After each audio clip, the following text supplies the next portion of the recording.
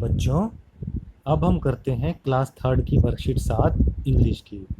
इसमें part number 7 दिया है सी सॉन्ग। आइए अब इसको करते हैं। Read and do the exercise. इसमें आपको कहा गया है कि आपको इन लाइनों को पढ़ना है और इनको पढ़ने के बाद में आपको इसके प्रश्न उत्तर करने हैं। चलिए पढ़ते हैं इन लाइन्स को। The sea is big. समुद्र बहुत बड़ा है। It is very very vast. ये बहुत बहुत बड़ा है। Sea is full of shells and fish. समुद्र शंख और मछली से भरा हुआ है। The waves are high. लहरें बहुत ऊंची हैं। Their sound is loud. उनकी आवाज़ बहुत तेज़ है। We can travel the ship. We can travel the sea in a ship. हम समुद्र में जहाज से यात्रा कर सकते हैं। चलिए अब इसके करते हैं question answers. Write true for the correct sentences and false for the wrong sentences. नीचे ये कुछ शब्द दिए गए हैं, ये लाइंस दी गई हैं। इसमें कुछ लाइन सही हैं और कुछ गलत हैं। तो सही लाइन के सामने हमें ट्रू लिखना है और गलत लाइन के सामने हमें फॉल्स लिखना है। चलिए करते हैं इसको।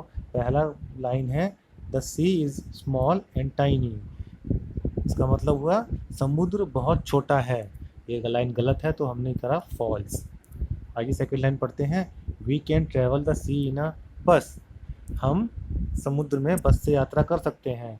क्या हम समुद्र में बस से यात्रा कर सकते हैं? नहीं, तो इसीलिए ये है फॉल्स। थर्ड लाइन पे आते हैं। The sea is full of trees and fruits. समुद्र में पेड़ और फल हैं। समुद्र में पेड़ और फल नहीं होते हैं, तो ये सेंटेंस फॉल्स है। आइए अब आते हैं लास्ट वाले पे, चौथे पे। The waves are high and loud. समुद्र की लहरें बहुत ऊंची और शोर वाली हैं। ये ट्रू है, ये सही वाक्य है, तो हमने इसको ट्रू कर दिया है। चलिए अब आते हैं हम क्वेश्चन नंबर 2 पर। इसमें देखते हैं अनजम्बल द वर्ड्स। इसमें देखिए यहाँ पर कुछ शब्द दिए गए हैं, इनको जम्बल्ड यानी उल्टा सीधा लिख दिया गया है। हमें इन शब्दों से सही शब्द लिखने हैं। पहला शब्द इससे बनेगा सॉन्ग, सॉन्ग यानी गाना। दूसरा शब्द इससे बनेगा सी, सी यानी समुद्र। तीसरा शब्द इससे बनेगा कोल्ड, कोल्ड यानी ठंडा। चौथा शब्द इससे बनेगा क्लियर, क्लियर यानी साफ। आखिरी शब्द इससे बनेगा शेल, शेल यानी शंख। आइए चलते हैं अगले प्रश्न पर, प्रश्न नंबर 3 पर। प्रश्न नंबर 3 है write the things and animals found at the sea shore. समुद्र के किनारे पर पाए जाने वाली चीज़ों और जानवरों के नाम लिखो। Take help from the picture. इस फोटो से देख करके आप मदद ले सकते हैं। चलिए हम लिखते हैं। इसमें पहले पे लिखा है सैंड, सैंड यानी रेत। दूसरे पे लिखा है ट्रीज, ट्रीज यानी पेड़। हम लिखेंगे शेल्स, शेल्स यानी शंख। लाइट हाउस, वेव्स, वेव्स यानी समुद्र की लहरें। क्रैब, क्रैब का मतलब होता है केकड़ा। टर्टल, टर्टल यानी कछुआ। बोट, बोट यानी नाव। चलिए बात है अगले क्वेश्चन नंबर 4 पर। क्वेश्चन नंबर 4 कहता है fill in the blanks with the opposite words.